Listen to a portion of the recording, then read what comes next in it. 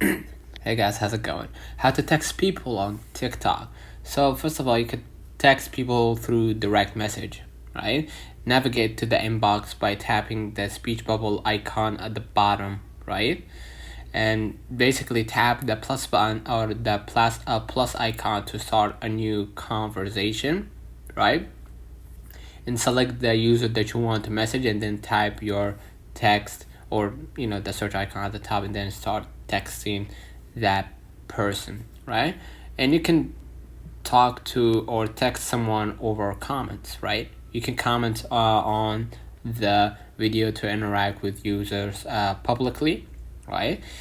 And you can use the duets and stitch, right? Create a duet or stitches with other users' videos and add text to overlays to communicate your message. And you can use live stream, right? During a live stream, you can interact with viewers through the comments in real time.